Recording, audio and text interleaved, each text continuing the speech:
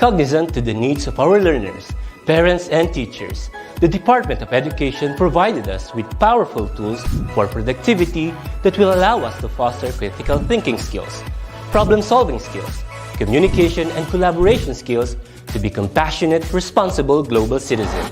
Join us and discover new ideas in our series of professional development training program with the ICTS Edtech Unit and Microsoft Education Philippines. Together, we will equip our learners and empower our fellow educators for a dynamic future. Para sa bata, para sa bayan, at para sa guro. Sulong Edukalidad.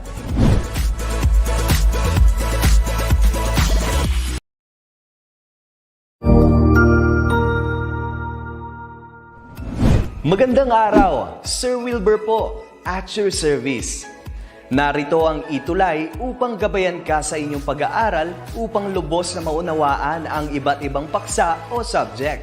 Ang ETUlay ay isang free online tutorial class na pinangungunahan ng ICTS Educational Technology Unit sa pamumuno ni Undersecretary Elaine Del B. Pascua. Ang programang ito ay hindi lamang para sa mga bata, kundi ito rin ay magsisilbing gabay sa mga magulang at mga guro kung paano nila ituturo o gagabayan sa bawat asignatura ang kanilang mga anak o mga estudyante.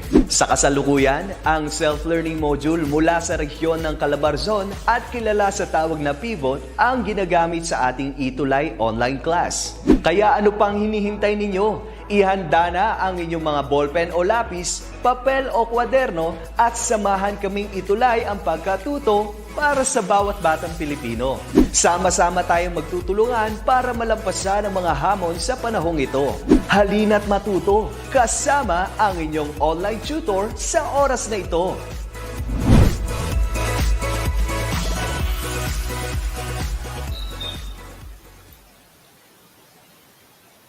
Good afternoon everyone. Good afternoon my English 6 warriors from different parts of the Philippines, from Luzon, Visayas, and Mindanao. Magandang hapon sa inyong lahat. Also sa ating mga magulang, sa ating guardians and teachers who are also watching with us here in our ETUlay session. A pleasant afternoon to all of us. Okay, it's so hot now. I hope that everyone already had lunch. Have you guys eaten your lunch already? Okay, I hope so. Okay, and before we proceed to our 45-minute session, let's have this attendance checking muna. No, titingnan ko kung sino yung unang pumasok sa ating live session. Okay? And the first one, sino ito? Brix Orque Gonzalez. Okay, the first one, Brix Orque Gonzalez, followed by Al Chris Javier Adriano, GN Claire Laguerta, Aide Moralita, Alodia Rosel de los Reyes, Jamela Tarayo, Beng V. Magandang buhay, watching from Angeles Elementary School, Division of Angeles. Also, Ashley Baluyo, good afternoon from Malino Elementary School, Grade 6, Matapat. Okay, and this is one, Ninette Millares, Brix Orque Gonzalez, watching from Malipampang Elementary School, San Ildefonso South, District of Bulacan. Oh, ang dami. Okay, Mary Joy Parantar. Maria Cristina Belmonte. Good afternoon sa inyong lahat. Okay, and since our time is just so limited, let's now proceed to our discussion. So allow me to share my screen as we continue with our discussion this time. Okay. Okay, pa-shoutout po. Okay, so while I am preparing to share my screen, I'm going to read your comments first. Pa-shoutout po from DDMMS. So what's that one? Maxine Aliwalas. Okay, and Nicole De Matera, good afternoon, watching from Lores Elementary School, Antipolo City. Hannah Pimentel, good afternoon from 6. What's the one? 6 Rizal and NES. Okay, good afternoon sa inyong lahat. Handa na po ba kayo matuto? And I hope that at the end of this 45-minute session, you will take out something. Okay, so something about our lesson today. Okay, so it's Tuesday today. My name is Tutor Jazz, your English 6 tutor. And ako ang inyong makakasama sa 1 p.m. to 1:40 p.m. Okay? And before we start with our discussion, let me thank the Division of Pasig City first for the self-learning module that I will be using this time. Okay, so here they are from the writer. Let me check. Okay, from the writer. Okay, writers, editors, reviewer, content, technical, illustrator, layout artist, management team, headed by our very own SDS, Ma'am Evalu Concepcion Agustin, and to our PSDSS, maraming salamat po. Okay, and learners, for today, we are going to have subject-verb agreement. Okay, subject-verb agreement focusing on singular subject plus the present verb. I know that we already somewhat we already discussed, not really discussed, but nahapyawan na natin itong subject and verb agreement, ano? Okay, ready to learn na si Ashley Baluyot. Okay, yes. I'm so excited for that also. And ready nyo na yung activity notebook and your pen. Okay. So, subject-verb agreement, focusing on singular subject plus present verb. Okay, so I believe last time I remind you that when we talk about subject and verb agreement, this verb and this subject must always agree with each other. Dapat lagi silang magkasundo, hindi sila nag-aaway-away, okay? So that is what we're gonna do today. Okay, so let's do the pre-test first so that I'll know how well or how knowledgeable you are already when it comes to our lesson about subject-verb agreement, about a singular subject and the present verb. Ready na po? Okay. So let me remind you, when you are going to answer questions, you have to write the number first, followed by your answer, so the teacher will know what number you are answering. Okay? All right, let's start. For the direction, okay, all you have to do is to write the correct subject. Okay, write the correct subject or verb that agrees to each other on the blank. Okay, choose the correct answer inside that parenthesis. Okay, so i-comment niyo yung mga sagot ninyo ha, as much as I can. I'm going to read all of those. Alright? Okay, number 1. My mother wears tie-tie made dusters at home. Number muna. Okay. Alriza, Ella, who's this one? Paula, Angela, Gian, Claire, Ashley, Alchris, Nicole Di Matera. Okay, ang sagot nila ay wears. Okay, and the correct answer is wears. My mother wears tie-tie made dusters at home. Later on, we will find out. Okay, we will know why is it wears, not wear. Okay, why is it with S and why is it with S at bakit hindi yung walang S. Okay, number 2 po. Number 2, the Filipino children respects his parents. The Filipino children respects his parents. Number 2, I want to see that number followed by your answer.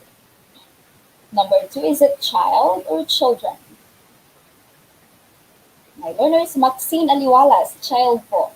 But you have to put the number first before your answer so that I'll know. Okay, yung child ba, is that singular or plural? Yung children ba, is that singular or plural? Oh, marami nagsasagot ng children. May mga ilan na sumasagot ng child. And you know what? The correct answer here is, okay, child. The Filipino child respects his parents. Okay, why? We will find out that later. Okay, so next, let's proceed to number 3. Boracay Island is our so visited island. Boracay Island is our so visited island. Number 3, your answer is what? Okay, drop your answers, my grade 6 learners. For number 3, is it is or are? Boracay Island, okay, Alriza Zaidain is. And the correct answer is. Boracay Island is so visited island. Okay, and number 4, please. Okay, he allows his friends to enter and sleep in his room. Number 4, grade 6 learners, he allows his friends to enter and sleep in his room. What is your answer for number 4? Is it allow or allows? Okay, Alchris allows, Paula allows, Ella, Kyrene allows, G and Claire, Alriza, very good. Because the correct answer for number 4 is allows. Okay, he allows his friends to enter and sleep in his room. And for the last number, my learners, okay, a factory workers endorses an energy drink to him. Number 5, a factory worker or workers endorses an energy drink to him. Number 5, what is your answer? Is it worker or workers? Uh-huh. Okay, I am reading your comments in here. Okay. My worker, my workers. Oh, this one is interesting. Okay, factory. And the correct answer here is, okay, a factory. What? Ah, okay, wait. Alcris Javier Adriano, Bricks or, wait. Maria Cristina Belmonte. Okay. Pamela Urquiza. Okay, so worker. Ang sagot nila, tingnan natin. Okay, number 5, worker. A factory worker endorses an energy drink to him. Okay, so I have seen like some of you got the correct answers and some of you are not. Okay, so I hope that at the end of this 40-minute session natin, you will be able to we will be able to synchronize our thinking about the subject verb agreement. Okay, in this singular subject. Okay, and let's have this one. Okay, recap muna tayo. Okay, so recap. Previously, we discussed the singular and plural form of most common nouns that singular noun usually doesn't have s, okay, or es at the end, while the plural form of most common nouns has s or es at the end of the word. You always remember this one, okay? Remember also that one of the functions of nouns in the sentence is it is used as a subject in the sentence. All right? Okay, so please take note of this one. All right? Okay, singular noun usually doesn't have s or es. Okay, at the end of the s or es at the end, while plural form of most common nouns has s or es. Okay, so pag ang noun natin may if our noun has s, okay, or es, that's definitely a plural one. When it doesn't have any s or es, that's a singular one. Okay, when we're talking about plural, when we're talking about the subject or the noun, but while when we talk about verb, that is different. Okay, let's find out later. Let's take this for example anyway. Okay, you listen very well. Okay, example. Sentence with regular nouns. These are sentences with regular nouns. Number 1. Mother cooks our food every day. Mother cooks our food every day. What is this one? Sentence with regular nouns because our noun here is, what is it? Okay, a mother. Okay, so mother. Okay, regular nouns. And then number 2, the television works well after being repaired. Noun or subject that we have here is television. Okay, as you can see, mother, television, they don't have s or es at the end of the word or at the end of the base word. They don't have s or es at the end of the base word. You just have mother and television. So these two nouns are what we call the singular nouns, as they refer to just only one person or one thing. Okay, mother, isang nanay lang. Okay, singular noun. That's why we've said a while ago. Okay, that's why we've said a while ago that a singular subject takes a singular verb. So kung singular yung subject natin, dapat ang verb natin dito ay singular din. Okay? So here, mother cooks. Okay. So pag sa noun, pag singular walang s, pag sa verb with s, that is the singular of verb. Okay? So that's why mother cooks our food every day. And the television works with s pag verb. Okay, that means that is singular. Okay, singular verb. Let's now take this for example. Okay, so this time around sentence with plural nouns. Okay, plural nouns. Classes in different subjects have their own schedules. Second, small knife and several big knives cut the hard meat. Okay, so we have here subjects, we have here knives. As you can see, it has S or ES at the end of the base word, at the end of the noun, of the base noun. Okay, so this means that these two nouns or subjects are both in plural forms kasi may S. That is pagdating sa noun. Okay, so since we are dealing with plural nouns, so when talking about subject-verb agreement, the verb that we are going to use here must be plural as well. You always remember, when your subject is singular, then your verb must be plural also. When your subject is plural, then your verb must be plural as well. They must go together. Okay? So, dapat hindi sila mag-away. Pag ang subject mo ay plural, tapos ang verb mo ay singular, mag-aaway sila. Okay? So, dapat magkaparehas lagi sila. Okay? So, when subject is singular, verb is plural. Always like that. Okay? And vice versa. Next one. Okay, let's have this test. Oh, a moment. Okay, directions. Identify the number form of the subject in the sentence. You just have to write singular if the underlined subject is singular and write plural if the subject is plural. Okay? So tingnan niyo yung naka-underline ko dyan. If that is singular noun, singular subject, then write there singular. But if that is not singular, then say plural. Okay? So let's start. Number 1. The whole world is affected by coronavirus. Thus, the underlined noun that I have here is world. Is it singular or plural? Drop your answers. Come on. I want to see your answers, everyone. Alriza Zaidin, singular, and that is correct. Okay, singular. World is singular. We don't have S in here or ES. Next one. Okay, next is the churches. The churches in vegan are so amazing and very picturesque. Okay, number 2. The churches in vegan are so amazing and very picturesque. Okay, what is that one? Oh, picturesque. We have here the word picturesque. I hope that you are familiar with this one. When you say picturesque, that is an adjective that means like a very, like it looks good. It's visually charming. Okay, so going back.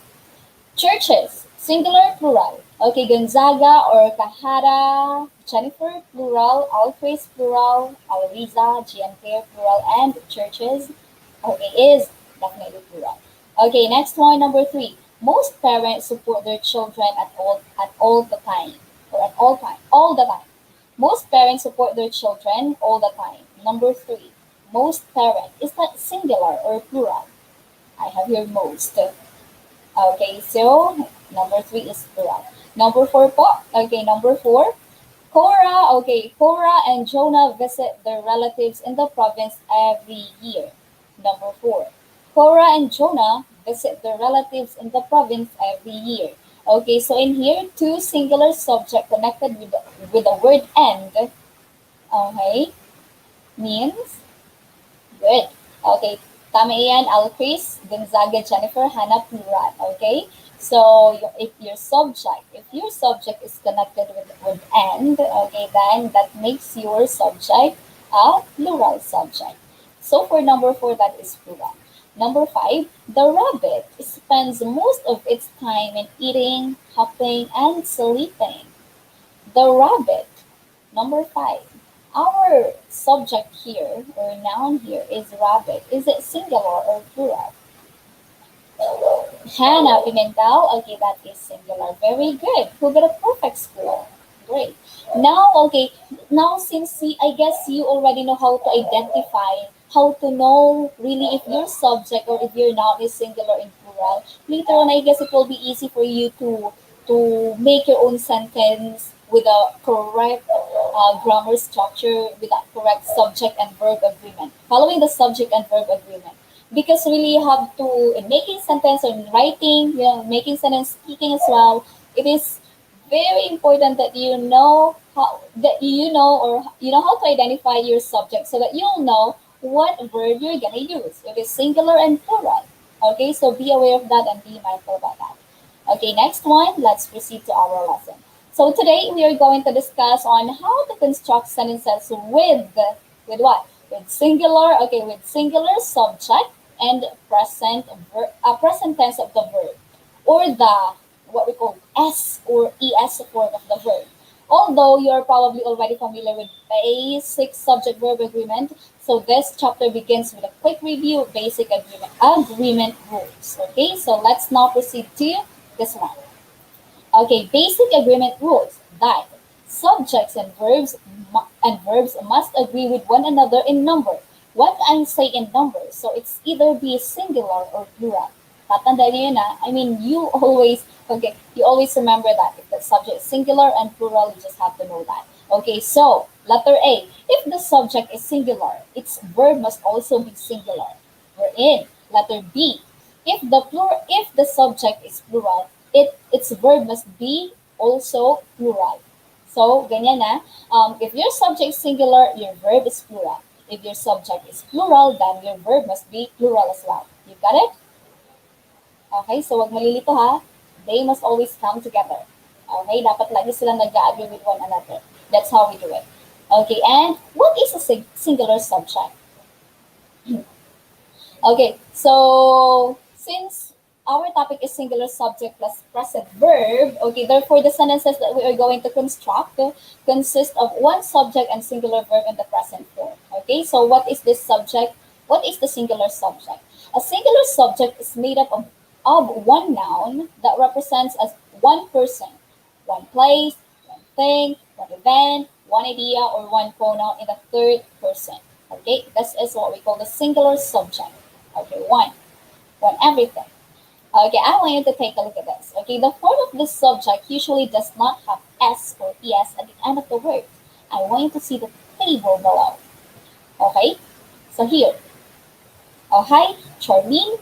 Okay, Charlene Bunagan from San Lorenzo Elementary School.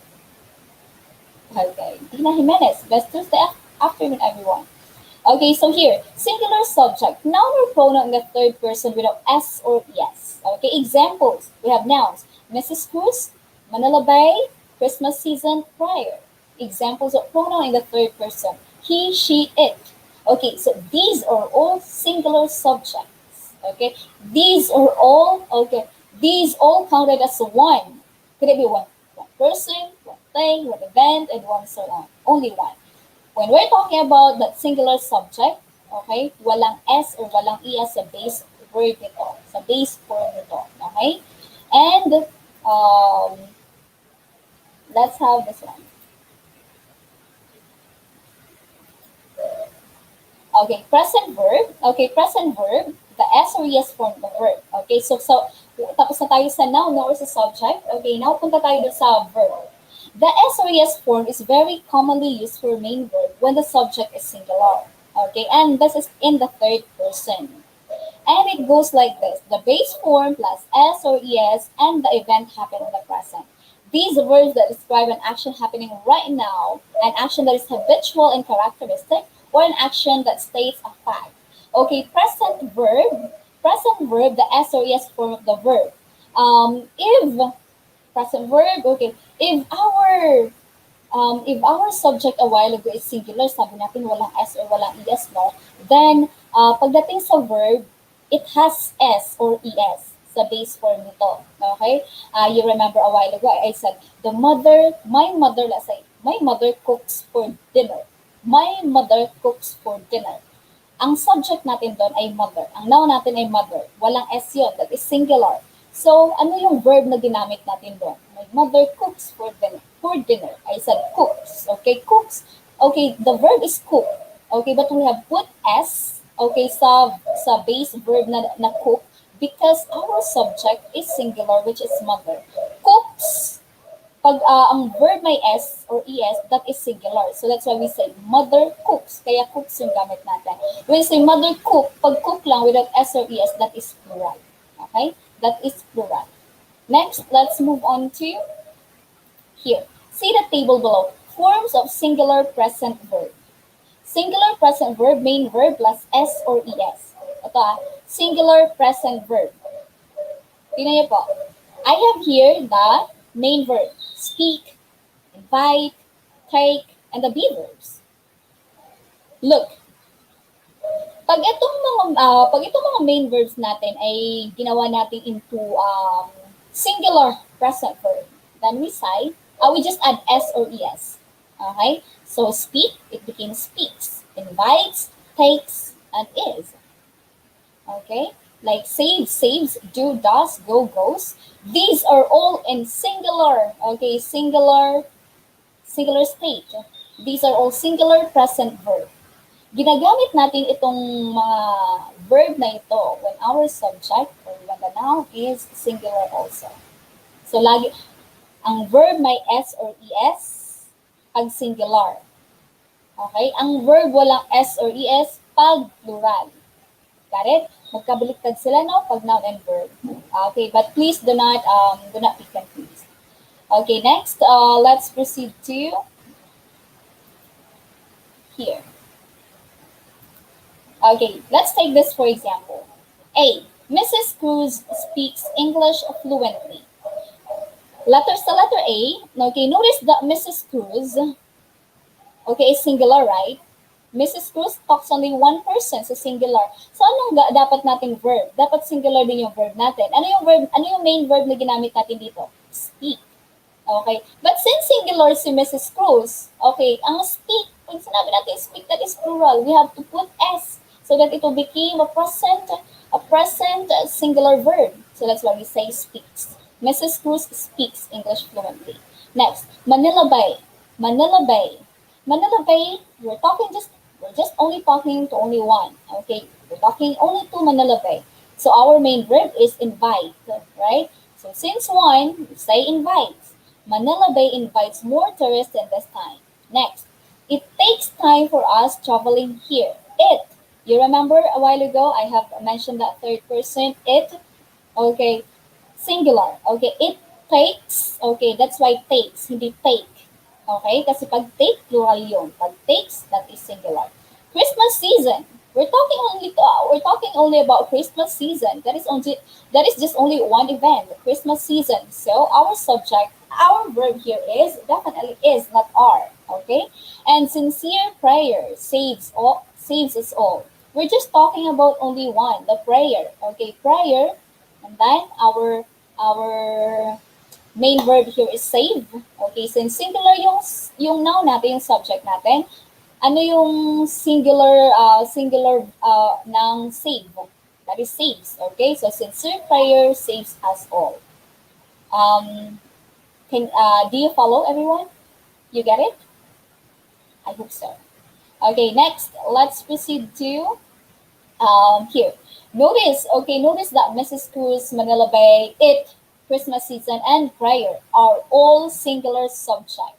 Okay, in the given sample sentences here on my screen rather. So each of them represents only one person, one thing, one event. Okay, and yeah, single only. Always remember that singular means one or single only. Well, the form of the verb is in the present, meaning the action states a fact that shows the action or event happened currently. Remember, present form of the verbs in English is used to describe things that are happening right now, or things that are habitual to be happened, or things happen repeatedly. Okay, so let's proceed to present form of the verbs in English is used to describe things that are happening right now, or things that are habitual to be happen, or things happen repeatedly. Okay, you remember that. Okay, next one. I want you to look at this one. So these are the few verbs. Okay, for a few verbs, the third person singular ends with es instead of s only. Typically, these are verbs whose root form ends in e, o, ch, sh, th, what's the one? S, z, or zz. Okay, go, goes, watch, watches, push, pushes, kiss, kisses, buzz, buzzes, do, does, squash, squashes, slush, slushes, witness, witnesses. Okay, and quiz, quizzes. All right. Okay, and let's now proceed to, okay, here. Okay, guided practice. Okay, for the direction, I want to analyze the picture and the statement given. Draw a heart shape if the subject and verb agree with each other, and sad face if it's not. Okay, here we go. Heart shape. Okay, give me a heart. Okay, pag yung subject ay, at saka yung verb ay nag-agree with each other, and you give me sad face if they're not. Okay, ready? You write your number. You write that number first, followed by your answer. Okay, the first picture I have here in the first sentence is the boy raises his hands first before he recites. Okay, number one, do it. Is it a heart or a sad face? Just give me that emoticon. Okay, go my grade 6 learners. I want to see it. Yes, Nicole Di Matera, you are visible. I can see your comment. Al Chris, Ella. Oh, wait. Merong heart shape si Ella and sad face si Al Chris. Why? Okay, Hannah, heart. Okay, the correct answer here is heart. Why? Our subject is boy. Boy is only singular. That's why our verb is races. Okay, like race. Pag race, di ba, sa ano yun, plural. So, races, we just have to add S. Okay, so the boy races, so this is the heart shape. Good. Next, number 2 po. Number 2. Teacher De La Cruz teaches math online. Again, Teacher De La Cruz teaches math class online. For number 2, is it a heart shape or a sad face?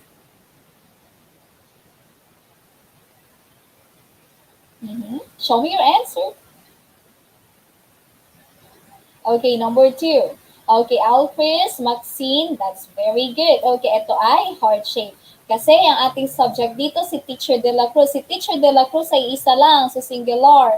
So, ang verb natin ay teach. What is the singular form ng verb ng teach? Okay, it should be teaches. Okay? So, Teacher De La Cruz teaches, this is correct. Next. Mary attend attentively in her online science class. Mary attend attentively in her online science class. Is that a sad face or a heart shape? Ano yung subject natin? Mary. Okay, what is our verb? That is attend. Okay, do they agree with each other? Okay, so Mary isa lang. So attend yung base form natin. So dapat may S siya para maging singular siya. Okay, it should be Mary attends. So for number 3, okay, this is sad face. Okay? It should be Mary attends. May S. Kasi isa lang naman yung subject natin. I mean, singular yung subject natin. Next po. Okay, sad face na. Next. Okay, activity 1. Okay, so activity 1, choose the correct sentence that will describe the picture. Okay? Choose the correct sentence that will describe the picture. Look. Is it A, B, or C? Margot waters the plants every day. Margot waters the plant yesterday. Margot is waters the plant tomorrow. Okay. What is your answer for? What is your answer for number? Okay, what is your answer for number? What's the one? Okay, for letter A? I mean for number 1? Okay. Oh, very good. Letter A. Okay, so I can see letter A in here. Okay, and the correct answer here is really letter A. Okay, and let's now proceed to, okay, the next one. Wait a moment. Why is it so? Okay, why is it letter A? What is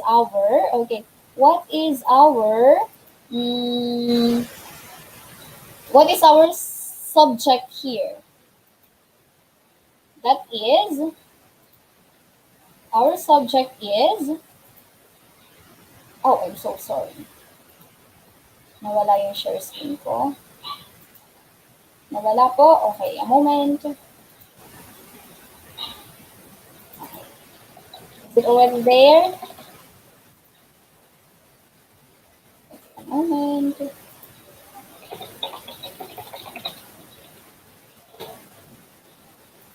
Wala pa rin? Okay. No, wala. Okay, so kanina ano nga yung sentence natin? Okay, there. Andiyan na. Okay, so sentence natin si Margo Waters and your answer is letter A, right? Okay, letter A because our subject there is Margo and then the verb that we have there is very good, Mark. Okay. Margo, tapos yung verb natin ay waters. Okay, it's not water, dinagdagan natin ng S. Okay, waters. Good. Next, let's move on to... ba't nawala? Okay, Margo, number 2. Okay, so number 2. What about this number 2? Joshua dribbled the ball. Joshua dribbles the ball. Joshua dribbles and shoots the ball. For this item, okay, what is your answer? Is it A, B, or C? Okay, B. Very good. Kian Andre Vinluan, Hannah Pimentel, Josephine Maniego. Okay. And Ella Kyrene Maniago, Alcris Adriano, letter B. Okay, letter B. That is correct. Joshua dribbles the ball. Next, number 3 po. Okay, how about this number 3? He answered the assignments. He are answering the assignments. He answers the assignment. What is your answer here? Okay, for this number 3, the answer is number 3, C po. Okay, he answers the assignment. Okay, that is correct. He answers the assignment. Let's move on to number 4. Mother carries the basket with fruits and vegetables. Mother carries the basket with fruits and vegetables. Mother and Aling Packer carries the basket with fruits and vegetables. For number 4, grade 6, what is your answer? Number 4, Hannah Pimentel, letter A. That is correct. Okay. So number 4, that is letter A. Mother carries the basket with fruits and vegetables. Good job. And for the last one, okay, her washes the dishes. She washes the dishes. They wash the dishes. Which one is correct for number 5? Which one is correct for number 5? Okay, number 5, letter B. Hannah Pimentel, Maria Cristina Belmonte, Chino Jaime Samonte, Ella Kyrene Maniago, Margo Santos. Tama po bang sagutin nyo? That is letter B. She washes the dishes. She is our subject and our verb is washes. Okay, washes, the singular form for the main verb wash. Great job. Okay, and nakakuha po ba kayo ng perfect score for that? Okay, I hope so. Let's proceed to our activity number 2. So activity number 2, all you have to do is to choose the correct subject or verb from the parentheses that agree to each other. Okay, let's have it. It look delicious. Number 1, it. Okay, singular yon. Which one is singular here? Look or looks? Pag verb, ang singular ay yung may S. Okay, number 1, Chino, looks. Alcris, looks. Margo, looks. Very good. Okay, it looks delicious. Number 2, father drives our car for us. Number 2, father drives our car for us. Our verb here is drives. Okay, drives singular. So ano po dapat yung ating subject? Is it fathers or father? Number 2, Margo Santos, Josephine Maniago. Okay, Chino Samonte, Patrick, Tuyan Rosaline, Jean Claire. Okay, father. Okay, so father drives our car for us. Okay, father singular then drives. Next po, number 3. Our mother cooks our food every day. Our mother cooks our food every day. For number 3, grade 6, is it cook or cooks? Drop your answers now. Okay, so for number 3, cooks. Ella, Alcris, Chino, Maria Cristina Belmonte, Margo, Hannah Pimentel. Tuyan. Josephine, very good. Cooks kasi mother yung ating singular subject. Singular yung cooks. Okay? Cooks. Number 4. Brian, reviews his lessons again and again. Is it review or reviews? If our subject is Brian, that means singular, what should be our verb? For number 4, is it review or reviews? Chino Jaime Samonte, reviews. Hannah Pimentel, reviews. Maria, reviews. Mukhang nag-guess yun na. Okay, very good. So, for number 4, that is reviews. Good job. How about for number 5? Okay, she rides jeepney and going to work and going to her home. Is it they or she? If our verb is rides, then the subject must be, is it they or she? Because rides is singular, right? She, Hannah, Alchris, Chino, Ella. Very good. Okay, she. Nagigets niyo na? Nagigets niyo na yung subject-verb agreement when we have the singular subject, okay, and singular verb. Okay, pag singular subject, singular noun, walang S, walang ES. Pag singular verb, may S or may ES. Okay? So, great. Now, let's proceed to our wrap-up. Okay, so following the rules. Okay, remember that. Remember that following the rules in subject-verb agreement, especially in constructing sentences or statement and in communicating with others, is a must to do. So you have to always follow the subject-verb agreement. Okay, because once these rules are being deviated, the context of the message might be wrong or different to what is meant to be. Okay? So we always have to follow the subject-verb agreement so that so as we can communicate well, we can deliver our statement well, we can easily be understood.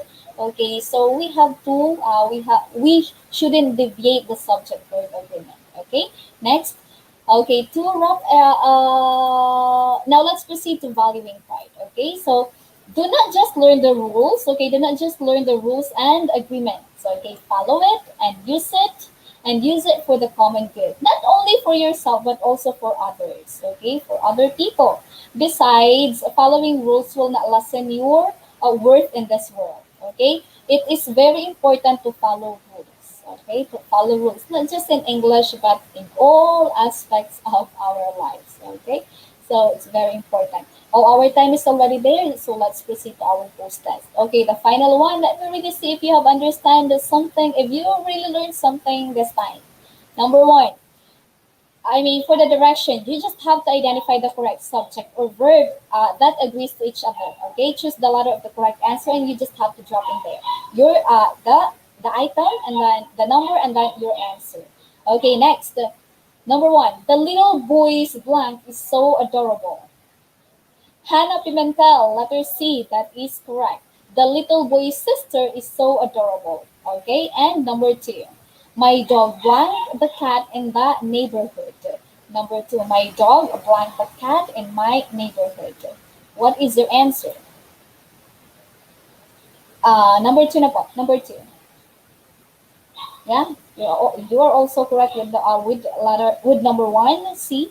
Number 1, C, tama po. How about for number 2? Oh, number 2, Maria, Ella, Pamela, Chino, Kian, Hannah, G, and Claire, letter A. Is that correct? Okay, good. My dog chases the cat in the neighborhood. Okay, number 3, the blank enjoys the game when the team wins in the game. Is it soccer players, soccer team, soccer players? For number 3, what is the answer? Number 3 po, I am waiting for your answers. Josephine Maniego, okay, letter B. Who else? Tuyan, Rosaline, Atisha Ariola, letter B. Renz Andre Nassam, Gian Claire Laguerta, tingnan po natin. Number 3, definitely is letter B. The soccer player enjoys the game when the team wins in the game. Next, number 4, her father blank in the company producing high-quality parts of the computer. Is it was working, work, or works? For number 4, what is your answer? Her father blank. Number 4. Okay, Hannah Pimentel, letter D. Alchris, D. Chino, D. And the correct answer is letter D. Okay, her father works in the company. Why works? Kasi yung subject natin, father. Her father. Father is just only one. So, verb must be works, yung may S. Kasi pag ginawa niyo yung letter C, work, that is plural. Okay? Next, last one. The government blank so much helps to the victims of Typhoon Rolly, especially in the Bicol region. Is it give, gives, gave, or gaves? Number 5 po. What is your answer for number 5? The answer is... Okay, Akisha, Renz. Okay, Chino. But may mga letter A kayo. Okay, what is our subject here? Government. We're just only talking about government. Okay? That is singular. So ano yung singular dito? Give, gives, gave, gaves. Yeah, that is letter B. Okay. So, the government gives so much help to the victims of Typhoon Rolly, especially in the Bicol region. Okay? And did you get 5? Did you get perfect score? I hope so. And I hope really that you've learned this, and it's very important that you must master the subject-verb agreement because you are really going to use it, until you'll have work, until you will get your work, and for the lifetime, for the long period of time, you will benefit into this one if you will master subject verb agreement. Okay, so just always remember my English 6 warriors that if your subject is singular, then your verb must be singular as well. If your subject is plural, then your verb must be plural. Pag isa lang, when you're talking about one subject, ang verb mo singular din. Okay, singular subject, singular verb. You always remember that. Pag sa noun or sa subject, singular, dapat walang S, walang ES. Pag sa verb, pag singular yung verb, may S or may ES yun. That's how we do it. Naintindihan po? Okay. Okay, so, I hope that you have learned something tonight. Okay, and let's see each other again next meeting. Okay, so great job everyone, and always remember that Tuesday is our Choose English Day. Bye for now, and you all did awesome. Can you give me high five? Okay, bye for now. Thank you so much.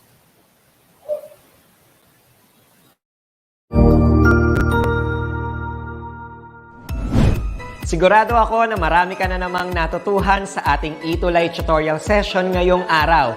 Tandaan, ito ay hindi lamang para sa ating mga mag-aaral, kundi pati rin sa ating mga minamahal na guro at mga magulang na kaagapay natin para maituloy ang pagkatuto sa kabila ng nararanasang pandemya. Patuloy ding sumubaybay sa DepEd TV para sa mga araling ginawang video episodes. Mapapanood ito mula Lunes hanggang Sabado, alas 7 ng umaga hanggang alas 7 ng gabi sa inyong mga telebisyon. Abangan bukas mula 1:00 ng tanghali ang iba pang aralin sa ating ETUlay free online tutorial session sa Filipino. I-like and subscribe at manatiling nakasubaybay sa ating ETUlay tutorial session sa DepEd Edtech Unit FB page at Educational Technology Unit channel sa YouTube at sa DepEd Tayo at DepEd Philippines social media accounts. Paalam!